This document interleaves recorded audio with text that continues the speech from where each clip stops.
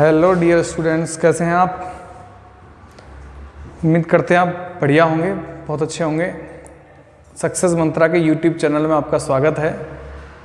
तो last calendar पे हम चल रहे थे, लास्ट जो हमने पढ़ाया था लास्ट वीडियो में, तो इंट्रोडक्शन पढ़ाया था हमने लास्ट वीडियो में। अभी हम जो बात करेंगे इस कैलेंडर पे वो इंट्रोडक्शन से आगे की बात करने वाले हैं। तो जो लास्ट वीडियो जिन स्टूडेंट ने नहीं पढ़ा वो लास्ट को एक बार जरूर देख लें, क्योंकि सारी चीज़ें वहीं से कनेक्ट होती हैं, वहीं से लिंक होंगी, तो वहीं से लिंक होंगी, धीरे धीरे चलती रहेंगी। तो उस वीडियो को देखना ना भूलें, उसको पहले देखें, उसी में हम आगे की तरफ चलते हैं कैलेंडर में। तो लास्ट में जो हमने बात करी थी, तो लास्ट में हमने दोनों वर्षों पे बात करी, साधारण वर्ष पे और लीप वर्ष पे, कि 2 वर्ष होते हैं तो 2 वर्ष ही क्यों बने, तीसरा वर्ष क्यों नहीं बना, उस पर हमने बात करी। और हमने बात करी कि 400 वर्षों में कितने लीप वर्ष होते हैं, हमने इस पे बात करी। हमने वहाँ शक संवत पे बात करी कि राष्ट्रीय कैलेंडर के अनुसार कौन सा वर्ष चल रहा है। हमने वहाँ बात करी कि विक्रमी संवत के अनुसार कौन सा वर्ष चल रहा है। इसी तरह से हमने बहुत सारे क्वेश्चंस वहाँ पे डिस्कस करे, ठीक है। तो हमने लास्ट में डिस्कस करा कि 400 वर्षों में 29 तारीख कितनी बार आता है। तो 400 वर्षों में जो 29 तारीख वाला कॉन्सेप्ट है, कितनी बार आएगा, वो पूरा हमने डिस्कस वहाँ पे करा। तो चलिए अब हम बात करते हैं थोड़ा सा वहाँ से आगे, और वहाँ से आगे थोड़ा सा हम बात करेंगे। तो हमारा अगला क्वेश्चन ये होगा कि एक साधारण वर्ष में ऐसे कितने दिन होते हैं जो अधिकतम 53 बार आएंगे। क्वेश्चन ये होगा कि एक साधारण वर्ष में ऐसे कितने दिन होते हैं जो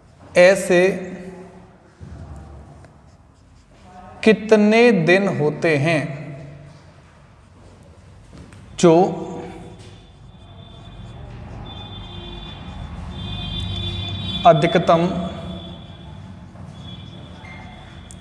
53 बार आएंगे।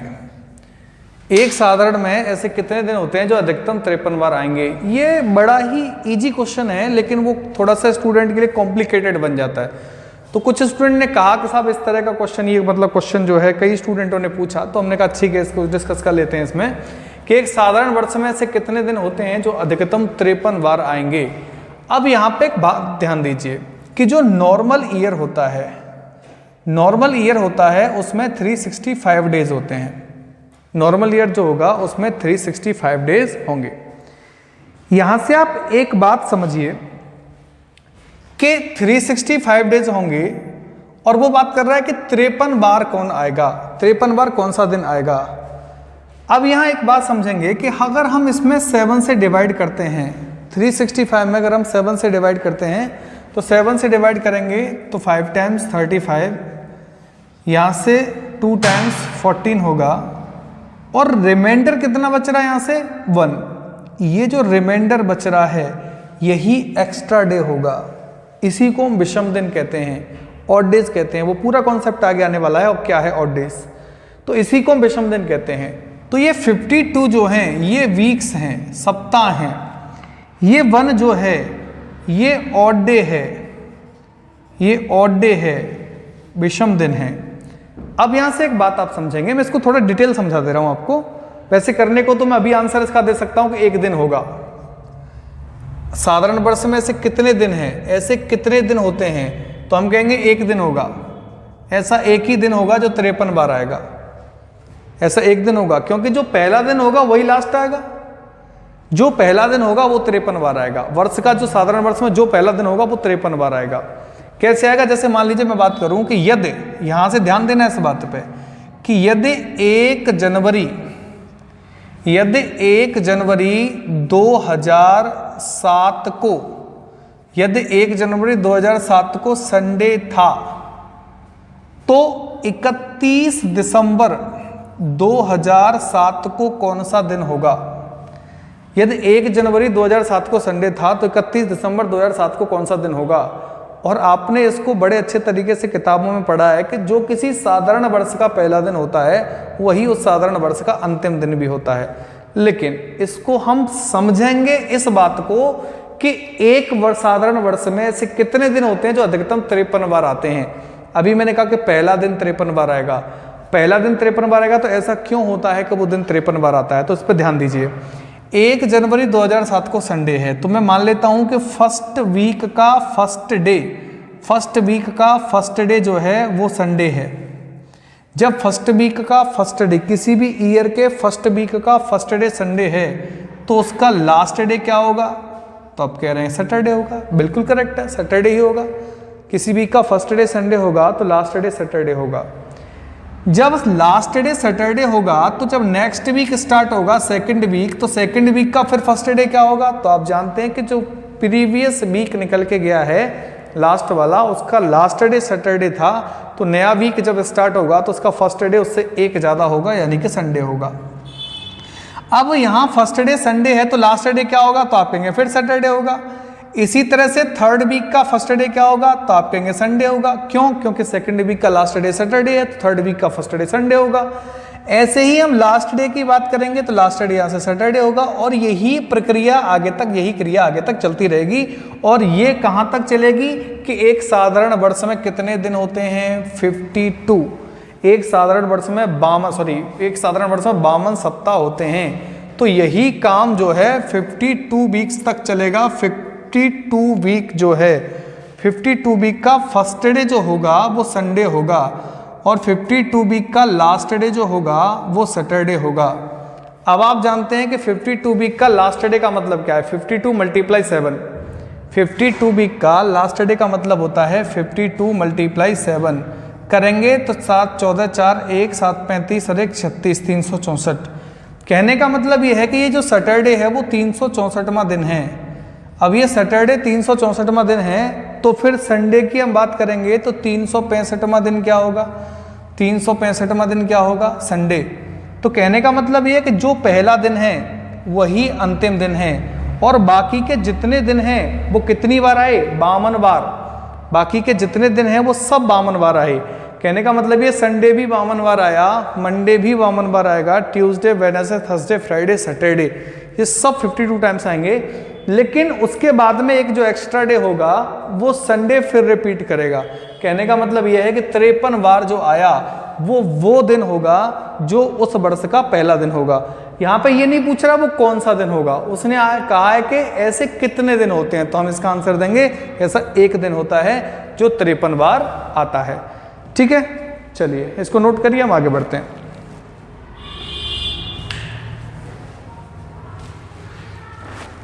देखिए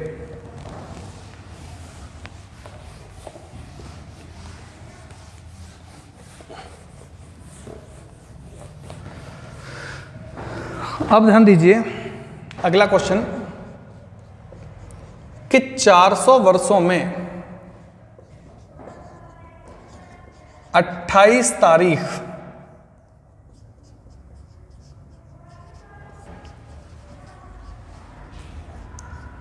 कितनी बार आता है?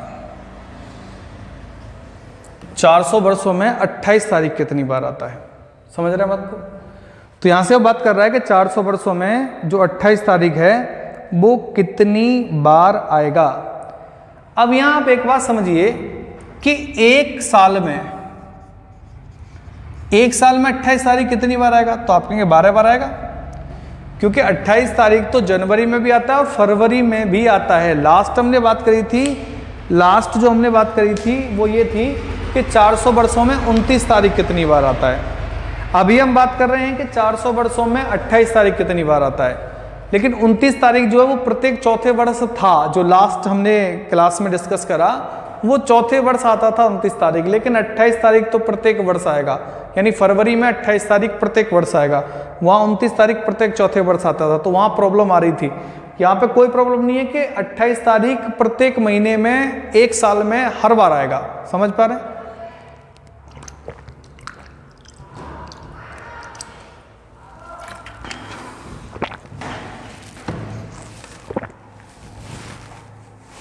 तो हर बार आएगा, तो एक साल में 12 बार आएगा, तो वो बात कर रहा है 400 ईयर्स में। तो 400 वर्षों में कितना आएगा? 12 × 400, तो 4800 बार आएगा। ठीक है, तो 400 वर्षों में 28 तारीख जो है वो कितनी बार आएगा? 4800 बार आएगा। ऐसे ही बिल्कुल इसी तरह से हम एक और काम करते हैं कि 400 वर्षों में 400 वर्षों में ये 28 तारीख की जगह पे हम बात करें कि 30 तारीख, 400 वर्षों में 30 तारीख कितनी बार आएगा। अब यहां पर ध्यान दीजिए, ये बहुत ही बेसिक क्वेश्चंस हैं, ये बहुत ही छोटे क्वेश्चंस हैं, बहुत ही बेसिक क्वेश्चंस हैं, इनको पहले हम डिस्कस कर ले रहे हैं। इसके बाद हम फिर आगे धीरे धीरे हम एडवांस की तरफ बढ़ते चले जाएंगे, हर चीज़ को समझेंगे, हर चीज़ को सीखेंगे, बहुत ही आराम से, बहुत ही धीरे धीरे, पूरा डिटेल्ड कॉन्सेप्ट और शॉर्ट कॉन्सेप्ट के साथ। डिटेल्ड भी कॉन्सेप्ट सीखने वाले हैं, शॉर्ट कॉन्सेप्ट भी सीखने वाले हैं, आराम से करेंगे पूरे सुकून से, कोई दिक्कत वाली बात नहीं है। 400 वर्षों में 30 तारीख कितनी बार आता है, तो 400 वर्षों में 30 तारीख की हम बात करेंगे तो आप जानते हैं कि एक साल में 30 तारीख जो है वो 11 बार आता है। क्यों? क्योंकि 30 तारीख फरवरी में तो आता ही नहीं है, तो एक साल में केवल 11 बार आता है। एक साल में 11 बार आता है तो बात वही हो गई 400 ईयर्स में। 400 वर्षों में कितना आएगा कि 11 गुणा 400, तो हो जाएगा 4400 बार। तो 400 वर्षों में 30 तारीख कितनी बार आएगा, 4400 बार आएगा। समझ रहे हैं बात को? तो अब इसी तरीके से धीरे धीरे क्वेश्चन जो हैं वो क्लियर होते चले जाएंगे। अब हम बात करते हैं अगले नेक्स्ट क्वेश्चन पे। तो आप देखिए कैलेंडर में उस तरह का क्वेश्चन कैसे पूछा जाता है। चलिए, तो यहां से आप डाल दीजिए, हम टाइप वाइज पढ़ने की कोशिश करेंगे, लेकिन टाइप में क्या है कि बहुत सारे क्वेश्चंस होते हैं, तो आप अलग अलग क्वेश्चन को बस समझते चलेंगे। मैं टाइप नहीं डालूंगा उस पर, बस आप धीरे धीरे समझते चलेंगे। अलग तरीके का क्वेश्चन है, और क्वेश्चन इस तरीके से है कि वर्ष 2017 का कैलेंडर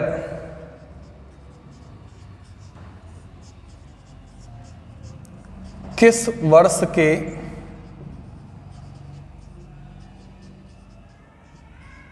कैलेंडर के समान होगा। समझ रहे? तो वर्ष 2017 का जो कैलेंडर है वो किस वर्ष के कैलेंडर के समान होगा। ऐसे ही मैं बात करूं कि वर्ष 1882 का कैलेंडर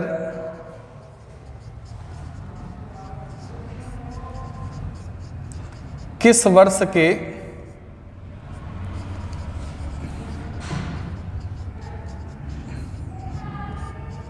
कैलेंडर के समान होगा। ऐसे ही मैं बात करूं कि वर्ष 2016 का कैलेंडर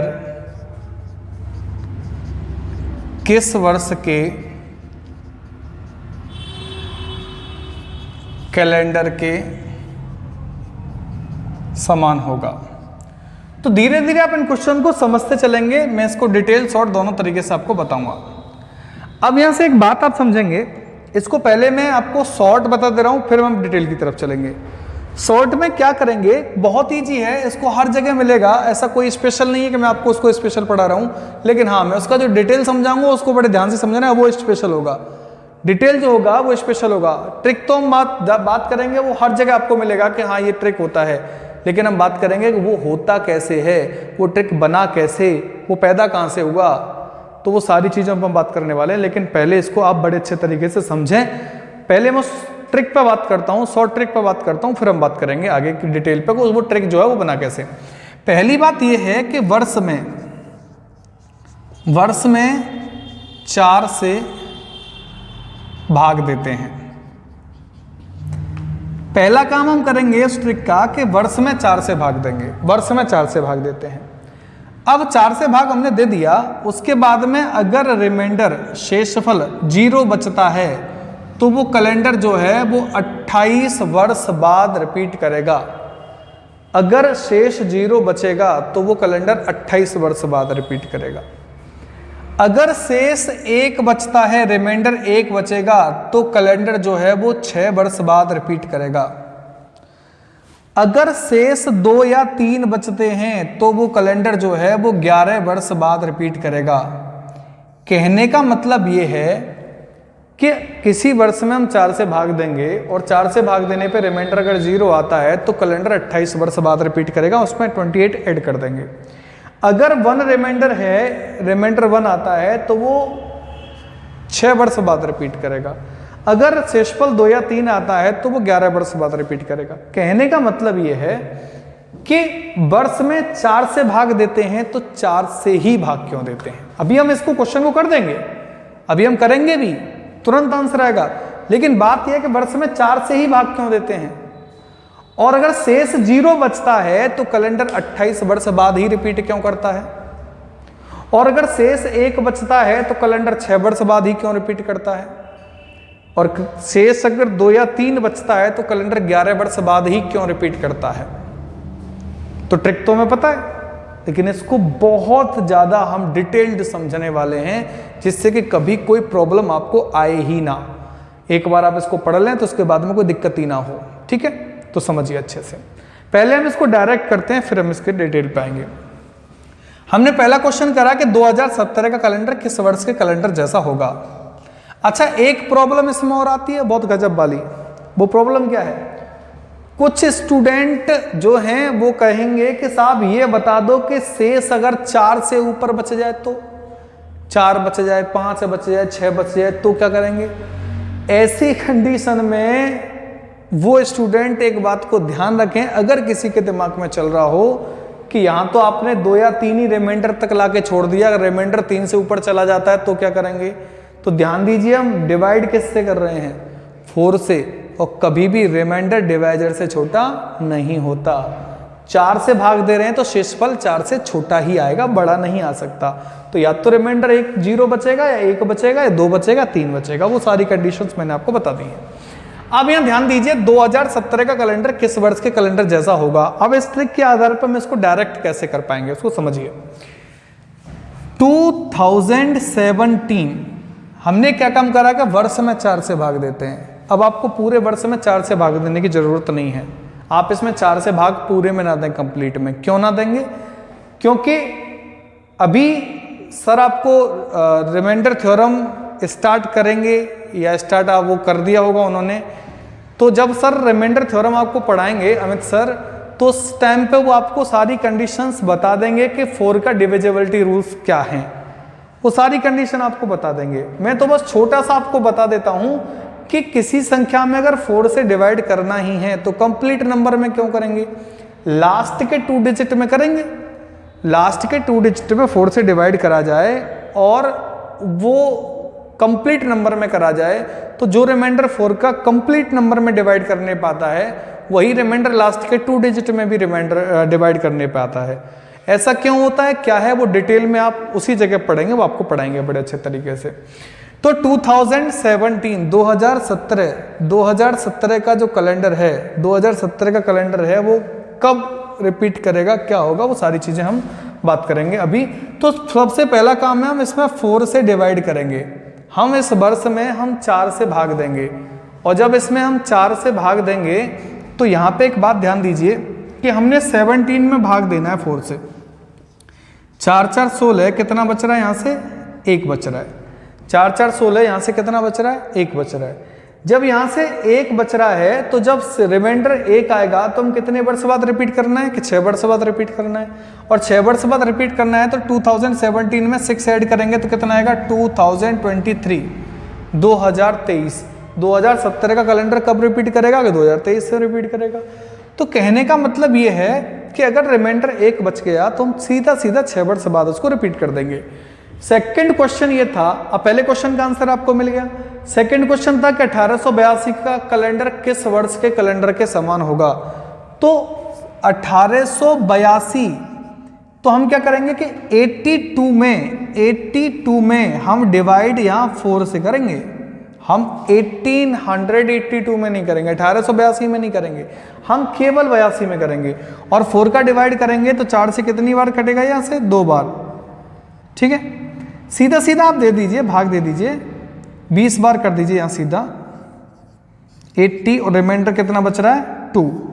और जब 2 रिमाइंडर बचता है तो कितने वर्ष बाद रिपीट करता है, कि 11 वर्ष बाद रिपीट करता है। तो हम क्या करेंगे, इसमें केवल 11 जोड़ देंगे।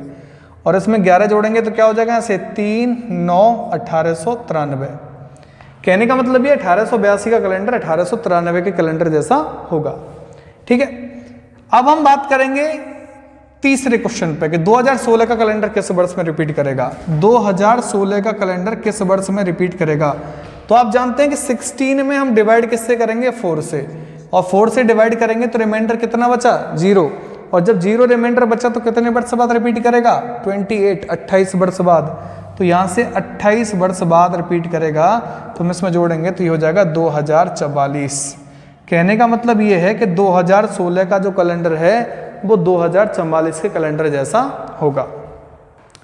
अब ध्यान दीजिए बात, तो अब आप सोच रहे होंगे कि इस ट्रिक के आधार पर हम इन चीजों को बड़े आसानी से कर सकते हैं, और बिल्कुल कर सकते हैं, कोई दिक्कत वाली बात नहीं है।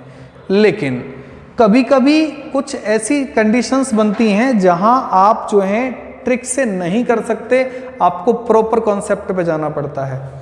प्रॉपर कॉन्सेप्ट पे जाना पड़ता है, जैसे मान लीजिए मैं बात करता कि 1897 का कैलेंडर कब रिपीट करेगा, तो वहां आप इस ट्रिक से करते तो वहां गलती हो जाएगी, वहां गलत हो जाएगा, तो वहां आपको कॉन्सेप्ट पे जाना पड़ेगा, उस ट्रिक से आधार पे नहीं जा सकते।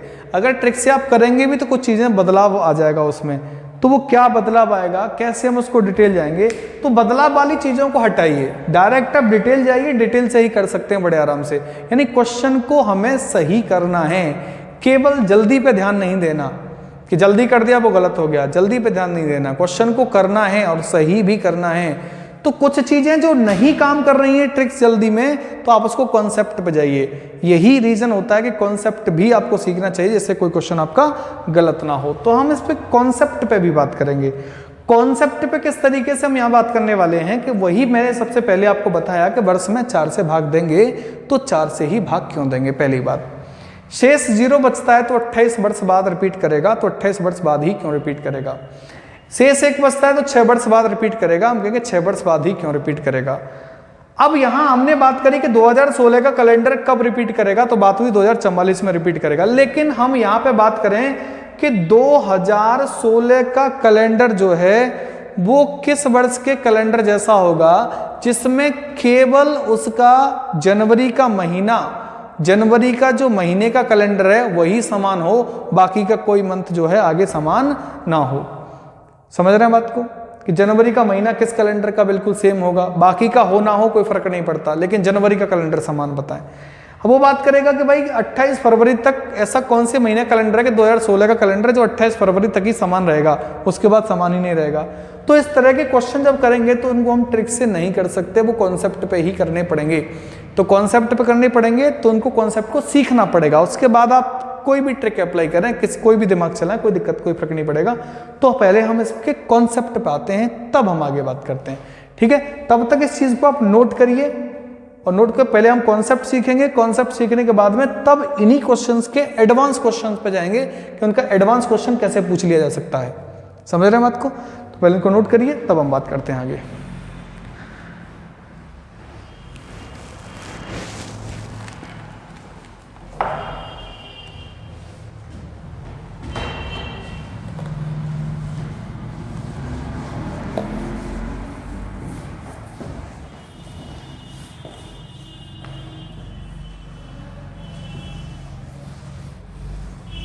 देखिए, हम यहाँ 3 पे बात करें तो 3 पे ही हम बात करेंगे, 2017, 1882 और 2016, इन्हीं 3 की बात करेंगे, 3 वर्षों की हम बात करेंगे। तो सबसे पहले हम बात करते हैं यहाँ पे कि 2017 का कैलेंडर। ठीक है, यहाँ से हम लेते हैं कि 2017 का जो कैलेंडर है वो कब रिपीट करेगा। ठीक है, डिटेल जाने पे हम बात करें कि 2017 का कैलेंडर कब रिपीट करेगा। तो यहां से ध्यान से समझिए कि जो नॉर्मल ईयर होता है, नॉर्मल ईयर जो होता है इसमें 1 ऑड डे होता है, और जो लीप ईयर जो होता है इसमें 2 ऑड डेज होते हैं। तो नॉर्मल ईयर में 1 ऑड डे होता है और लीप ईयर में 2 ऑड डेज होते हैं। तो पहली बात ये आती है कि 1 ऑड डे क्यों होता है, उसमें 2 ऑड डेज क्यों होते हैं। वो हम आपको आगे सारी चीज़ें क्लियर करेंगे। पहले आप यहाँ मान लीजिए कि हाँ नॉर्मल ईयर में 1 ऑड डे होता है, वो मैंने अभी लास्ट बताया अभी आपको, और लीप ईयर में 2 ऑड डेज होते हैं। वो एक बार समझ भी लेंगे तो कोई बड़ी बात नहीं है, क्योंकि नॉर्मल ईयर 365 डेज होते हैं। इसमें हम 7 का डिवाइड करेंगे, 35 आएगा, 14 यहाँ आएगा 1, तो यहाँ पे 1 ऑड डे होगा और 52 वीक हो जाएंगे। ऐसे ही लीप ईयर जो है, जो आपको लीप ईयर दिख रहा है, लीप ईयर यानी कि 366 जो है, इसमें हम डिवाइड करेंगे यहाँ से 7 से, 7 5 35 होगा, और यहाँ जो है 1 6 2 टाइम्स 14, और यहाँ पे जो है 2 रिमाइंडर बचेगा, नहीं 2 ऑड डेज होगा। तो 7 से डिवाइड करने के बाद में जो रिमाइंडर बचता है असल में वही ऑड डेज होते हैं इसमें, और 52 जो है वो वीक हो जाएंगे। अब यहाँ एक बात समझेंगे आप, इसी कंडीशन पे हम बात करेंगे कि जो भी 2017 से हम आगे तक काउंट करते चले जाएंगे, अगले वर्षों पे चलते चले जाएंगे, और जिस वर्ष में जो वर्ष साधारण वर्ष होगा उसमें 1 विषम दिन लिया जाएगा, और जो वर्ष लीप वर्ष होगा उसमें 2 विषम दिन लेंगे। ऐसे ही 2017 जो है वो एक साधारण वर्ष है, साधारण वर्ष है तो इसमें 1 विषम दिन लेंगे। 2018 की बात करेंगे, 2017 से हम 2018 की बात करेंगे, तो 2018 जो है वो भी एक साधारण वर्ष है। 2019 जो है वो भी एक साधारण वर्ष है, विषम दिन 1 लेंगे। 2020 जो है वो एक लीप वर्ष है, तो यहाँ पे विषम दिन 2 ले लेंगे। कहने का मतलब ये है कि जो साधारण वर्ष होगा वहाँ पे 1 ऑड डे, और जो लीप ईयर होगा वहाँ पे 2 ऑड डेज लेंगे। ऐसे ही 21 जो होगा उसमें 1 होगा, 22 जो होगा उसमें 1 होगा ऑड डे, 23 जो होगा उसमें 1 होगा, 24 जो होगा उसमें हो जाएंगे 2, 25 की हम बात करेंगे उसमें 1 होगा, 26 की बात करेंगे उसमें 1 होगा। ऐसे हम करते चले जाएंगे आगे तक, यही काम आगे तक करते चले जाएंगे। बिल्कुल इसी तरह से हम बात करेंगे 1882 का। 1882 की बात करेंगे तो 1882 एक साधारण वर्ष है, 1 विषम दिन लेंगे। 83 1 विषम दिन लेंगे। 84 में यहाँ पे जो है 2 विषम दिन होंगे क्योंकि लीप वर्ष है 1884। 85 की हम बात करेंगे तो 1 होगा। 86 की बात करेंगे तो 1 विषम दिन होगा। 87 की बात करेंगे 1 होगा। 88 की बात करेंगे लीप है 2 विषम दिन लेंगे। 89 89 में 1 लेंगे, और ये जो है 90 में 1 लिया जाएगा। 91 में भी 1 लेंगे। 92 की बात करेंगे तो 2 और डेज हो जाएगा।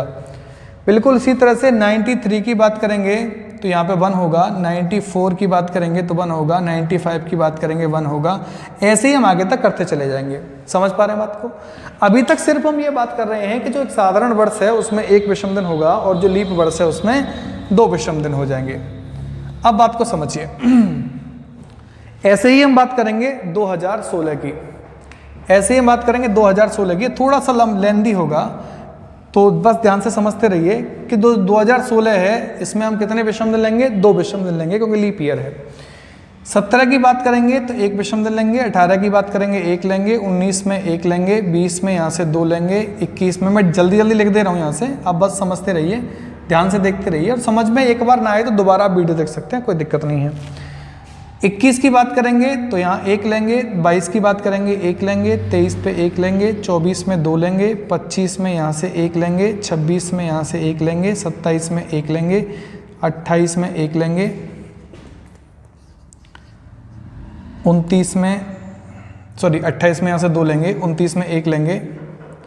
30 में 1 लेंगे। 31 में 1 लेंगे। 32 यानी 2032 2 लेंगे। 33 में 1 लेंगे। 34 में 1 लेंगे। 35 में 1 लेंगे। 36 में 2 लेंगे। 37 में 1 लेंगे। 38 में 1 लेंगे। 39 में 1 लेंगे। 40 में 2 लेंगे। 41 में 1 लेंगे। 42 में 1 लेंगे। 43 में 1 लेंगे। 44 में 2 लेंगे। ठीक है, अब यहाँ हम इसको अच्छे से समझते हैं चीज़ों को। ठीक है, ध्यान दीजिए। अब बात कर रहा है, अब वो बात कर रहा है यहाँ पे कि 2017 का कैलेंडर कब रिपीट करेगा, और हमने ऑड डेज भी ले लिए हैं। अब हमने ऑड डेज ले लिए हैं तो बस एक बात समझिए कि हमें करना क्या है कि ये 2017 का कैलेंडर कब रिपीट करेगा। कुछ नहीं करना, ऑड डेज को ऐड करेंगे। 1 2 3 4 5 6 7 और जहाँ 7 होगा, जैसे 7 कहाँ आ रहा है 22 पे, तो रिपीट कौन सा करेगा, उससे अगला वाला, यानी 2023। और डेज जो हैं, विषम दिन जो हैं, इन सबको ऐड करेंगे और ऐड करने के बाद जहाँ 7 हो जाएगा उससे अगला ही रिपीट करेगा। जैसे यहाँ पे 1 2 3 2 5 6 और 1 7 हो गया, तो यहाँ सीधा सीधा क्या गया, ये रिपीट करेगा। तो 7 के बाद में अगला जो वर्ष होगा वही रिपीट करता है। लेकिन प्रॉब्लम ये है कि बाय द वे यहाँ पे 1 की जगह पे 2 होता, अगर मैं यहाँ 2 कर देता तो 7 की जगह पे 8 हो जाता, और 8 होता तो फिर क्या करते, 7 तो होता ही नहीं, तो 7 होता ही नहीं। जैसे यहाँ पे हो रहा है कि 1 2 2 4 5 6 7 यहाँ पे जाके हो रहा है, ठीक है। तो 7 यहाँ पे जाके हो रहा है, तो रिपीट क्या करना चाहिए, ये रिपीट करना चाहिए 1888, लेकिन रिपीट नहीं करेगा। यहाँ पे आप बात करेंगे 1 2 2 4 5 6 और 1 7, रिपीट क्या हो रहा है, 7 से अगले वाला, लेकिन ये रिपीट नहीं करेगा। ऐसा क्यों होगा, क्योंकि 1882 जो है वो एक नॉर्मल ईयर है, और ये 1888 जो है वो एक लीप ईयर है। और आप जानते हैं कभी भी नॉर्मल ईयर का कैलेंडर लीप ईयर जैसा नहीं हो सकता। क्यों, क्योंकि नॉर्मल ईयर में 28 फरवरी के बाद में 1 मार्च आता है, और यहाँ 28 फरवरी के बाद में 29 फरवरी आएगा, यहाँ 1 मार्च आएगा और यहाँ 29 फरवरी आएगा, कैलेंडर मिसमैच कर जाएगा। यही रीज़न है कि ये दोनों कैलेंडर दोनों सेम नहीं होंगे। तो ये दोनों कैलेंडर सेम नहीं होंगे। तो अब ये इस कैलेंडर सेम नहीं होंगे तो हम आगे चेक करेंगे कि 2 3 4 5 और 2 7, तो 7 यहाँ पे हो गया, तो 7 यहाँ होने के बाद में क्या रिपीट कर रहा है, 93। तो इसका मतलब 1882 का कैलेंडर कब रिपीट करेगा, 1893 के कैलेंडर पे। जैसा कि अभी हमने आपको बताया भी था कि 82 में हम 4 का डिवाइड करेंगे तो 20 टाइम्स जाएगा, 20 टाइम्स जाएगा तो रिमाइंडर 2 बचेगा। तो 1882 में हम क्या 11 ऐड करेंगे तो कितना हो जाएगा, यहाँ से ये बनेगा 3 9 और 1893। तो वही तो हमने बात करी थी 1893 की, तो यहाँ 1893 तो रिपीट करेगा, क्योंकि 1882 का कैलेंडर 1888 में रिपीट करेगा ही नहीं, क्योंकि 1882 जो एक नॉर्मल ईयर है और 1888 लीप ईयर है, तो ये तो रिपीट करेगा ही नहीं। कोई नॉर्मल का कैलेंडर जो वो लीप जैसा हो ही नहीं सकता, और लीप जैसा नहीं होगा तो हम क्या करेंगे, अब लीप ईयर को हम आगे की तरफ बढ़ेंगे। तो लीप ईयर से बढ़ेंगे 2 3 4 5 और 2 7, 7 कहाँ हो रहा है 92 पे, तो अगला वाला रिपीट करेगा 93, और 93 इसलिए रिपीट करेगा, नॉर्मल ईयर का कैलेंडर नॉर्मल ईयर जैसा होगा, इसीलिए दोनों रिपीट करेंगे। समझ पा रहे हैं बात को। चलिए अब हम बात करेंगे 2016 की बात करेंगे। बिल्कुल इसी तरह से 2016 में हम ऐड करेंगे 2 और 1 3 4 5 और 2 7, 7 कहाँ हो रहा है इस जगह पे, तो रिपीट करना चाहिए 2021, लेकिन रिपीट नहीं करेगा। क्यों, क्योंकि 2016 एक नॉर्मल ईयर है और 2021 एक लीप ईयर है। तो कहने का मतलब ये है कि नॉर्मल ईयर का कैलेंडर लीप ईयर के कैलेंडर जैसा नहीं हो सकता। नॉर्मल ईयर का कैलेंडर